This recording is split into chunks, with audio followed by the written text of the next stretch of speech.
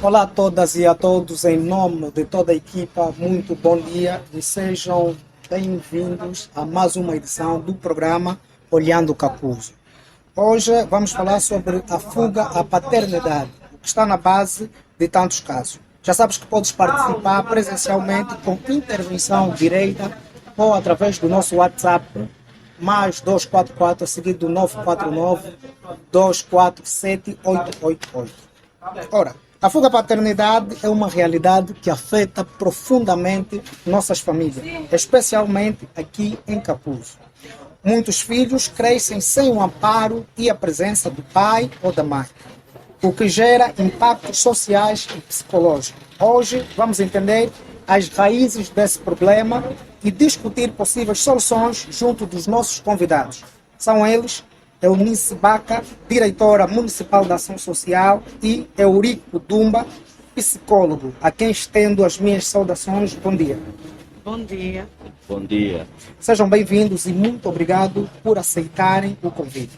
Começo precisamente por si, Eunice Baca, tu que és a responsável pelo acompanhamento de casos sociais ligados ao abandono paterno e apoio às famílias. Pergunto-lhe quais são os principais casos de fuga à paternidade que o vosso gabinete acompanha. Existem padrões ou causas mais recorrentes? Muito obrigada. Os principais casos que a nossa direção acompanha é o abandono. Os mais recorrentes são a violência verbal, física, psicológica, agressão física e patrimonial.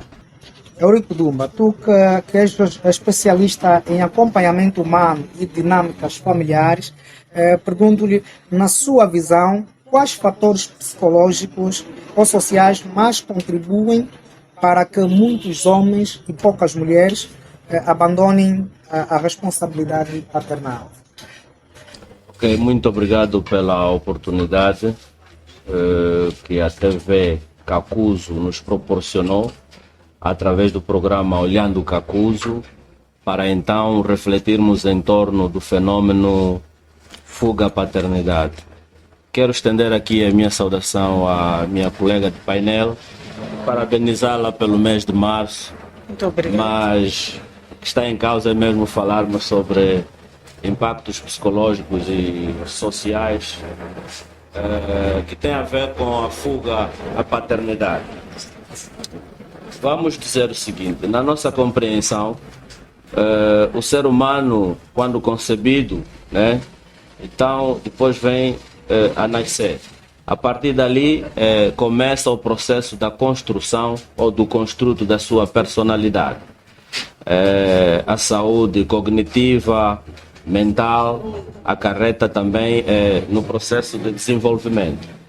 Nós podemos hipotetizar o facto de que o que está na causa da fuga à paternidade está muito relacionado com a crise de valores cívicos e morais. Há uma degradação muito grande daquilo que são valores cívicos e morais, e na nossa sociedade no seu todo. A fuga à paternidade resulta essencialmente pelo facto de os progenitores de uma determinada criança não assumirem aquilo que são as suas devidas responsabilidades. E um ser humano que não assume as suas responsabilidades está em crise de valores cívicos e morais. Se calhar, com o andar do tempo, poderemos apontar outras situações, dar outras contribuições. Será que esses fatores que têm a ver com valores cívicos e morais são relacionados com medo, imaturidade, egoísmo, ou existe algo mais profundo que motivam esses homens e poucas mulheres a abandonarem? Vamos entender o seguinte: quando nós falamos de crise de valores cívicos e morais, estamos a falar da falta de educação, falta de disciplina, falta de respeito, que outrora era muito presente na nossa sociedade, que era, de modo geral, o respeito aos nossos mais velhos e à pessoa no seu todo. E, consequentemente, a humildade, o amor ao próximo, por aí afora. Estes valores, em função da nova realidade que diz ser chamada a sociedade moderna, estão em decadência. Hoje não há solidariedade, hoje não há respeito. Então, vamos entender que esta crise desencadeia em comportamentos promíscuos de determinadas pessoas, o que vem a resultar na procriação de novos seres. Se eu, como progenitor, não tiver valor a transmitir para os meus filhos, a sociedade vai entrar constantemente em decadência de valores cívicos e morais. E, consequentemente, a desvalorização do bem maior que é a vida. Quando nós não valorizamos a vida, então fica difícil. O que é que nós vamos passar a valorizar? E hoje as sociedades são mais caracterizadas, ou a valorização da pessoa é mais em função do ter, em detrimento do ser. Diz-me o que é que tu tens e eu dir-te o quanto tu vales. Quando nós deveríamos pautar por valorizar a pessoa única e simplesmente por ser pessoa. Desculpa, doutora Eunice, nos relatos que vocês recebem, esses fatores que o nosso psicólogo aqui cita, são homens que simplesmente não pautam, melhor assim, por esses princípios quando vocês acompanham esses, ou existe outro tipo de perfil que esses homens apresentam? Nos tipos de relatos que temos recebido a nível do nosso gabinete, ambos. Não é? Os que mais praticam a fuga são os homens, mas as mulheres também têm se furtado daquilo que são as suas responsabilidades maternais. E muitas das vezes, o que está atrás disso? Muitas das vezes nos deparamos com situações em que, desculpa o termo, agora as mulheres estão a fazer como se fosse negócio. Por quê? Estão a fazer filhos, cada filho com seus pais, porque sabem que no final do mês vão juntando, vão até a ação social, não é? Reclamar os direitos dos seus filhos e vão juntando as mesadas, posso assim dizer, e já não precisam trabalhar, porque já sabem que já sabem que basta os pais das crianças colocarem as mesadas na conta, já não precisam fazer nada. Mas existe alguma faixa etária ou um perfil específico nos casos que vocês têm recebido? Existem sim, dos 15 aos 45 anos de idade, e a maioria são casos casuais. Mas nos últimos tempos também temos nos deparado com casos conjugal. Eurico Dumba, quais os impactos dessa ausência paterna ou materna no desenvolvimento da criança e do adolescente em Capuzo? Como eu dizia, e linkando aqui a ideia da doutora Eunice Baca, ainda insistimos na crise de valores cívicos e morais. Veja que o indivíduo que vai conceber ou vai praticar uma relação sexual já advém ou deveria de antemão saber quais são os benefícios de uma relação destas e as possíveis consequências. Consequências positivas ou negativas. Numa relação sexual íntima, outrora, desculpa, não é saudosismo, mas outrora havia idade para tudo. Sim. Então, o indivíduo que teve a graça de ter, junto de uma instituição, que é a primária, a família, onde o pai e a mãe inculcam valores, como os que já fiz referência, vai saber que há idade para se formar, há idade para ter a liberdade de namorar, e era tudo feito à base de regras. O namoro de hoje é incomparável com o namoro propriamente traçado no passado. Vamos entender que o indivíduo que tenha sentimentos por alguém, seja do gênero masculino ou feminino, então vão conversar para ajustar possíveis expectativas e falarem sobre um possível projeto de família. Mas o que não acontece hoje há uma crise, há uma degradação que hoje Bom negócio. o relacionamento é mais promíscuo. Como a doutora fez, com todo respeito à figura maternal, todos nós nascemos de uma mãe, temos irmãs, esposas, temos filhas, então é uma figura que preserva a vida. Quando já não nos importamos com a vida, você vê na sociedade a onda de abortos, que se calhar poderia ser outro tema, noutra vertente. Hoje, fazer um aborto, desculpa, com toda a modéstia, não é problema para ninguém. Faz-se no abrir e fechar de olho. Outrora, você tinha a noção de que está a eliminar a vida de alguém. É porque é crime. Hoje, os relacionamentos, conforme já fiz referência, não vou ser repetitivo, não são em função de um projeto social de eventualmente vir a fazer o pedido, que seguir o casamento, seja ele tradicional ou moderno. Não. Hoje as pessoas se relacionam, como diz, relacionamento ocasional. E há um termo que passava muito nos órgãos de comunicação social que para mim era muito engraçado. Relações sexuais ocasionais. Aí a banalização daquilo que é realmente o sagrado, aquilo que temos de mais precioso, a nossa intimidade. Então, quando isto cai por água abaixo, já não há valorização destes elementos, a pessoa não vai temer abandonar outro. Tanto mais que, como a doutora também fez referência, as meninas hoje já não acatam conselhos dos pais, porque o pai diz que a idade ainda é para estudar, ela já quer namorar. E a agravante crise do ter. Hoje és valorizado em função daquilo que tens. Então, se eu tenho uma amiga, se eu tenho um amigo que está bem apresentado, não importa aqui meios para conseguir os elementos para estar bem apresentado.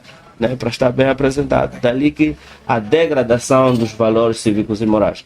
Agora, vou ser um pouco mais sintético na questão das consequências advindas para a criança.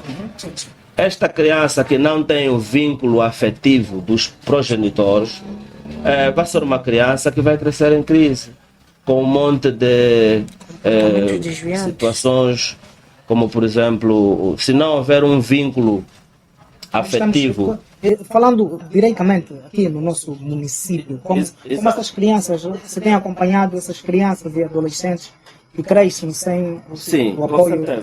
Com certeza que, como psicólogo, nós estamos atentos aos fenômenos sociais, né, de modo formal ou informal.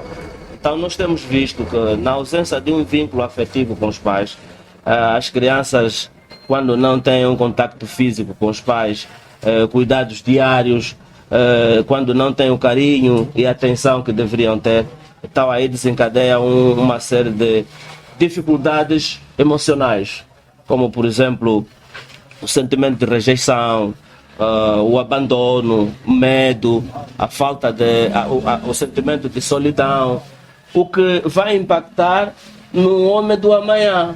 Porque quando uma criança cresce com esta gama de déficits emocionais, com certeza que vai ser um homem amanhã com uma série de dificuldades, inclusive de relacionamento interpessoal. Ele não tem segurança no que faz, precisa sempre que alguém dê um apoio, uma opinião de aprovação. Vamos chegar já lá. Mas queria saber, Eunice Baca, que apoios ou programas a ação social tem desenvolvido para proteger as mães e crianças vítimas de abandono? Aquilo que são as políticas sociais da ação social. Falo do nosso gabinete. Do nosso gabinete, sim. Temos feito acompanhamento com assistências médica medicamentosa, inserção ao sistema de ensino, bilhete de identidade, assentos de nascimento, emprego, não é? E inserção no programa do combate à pobreza. E para as mães também temos apoiado com a inserção no sistema de analfabetismo, sim.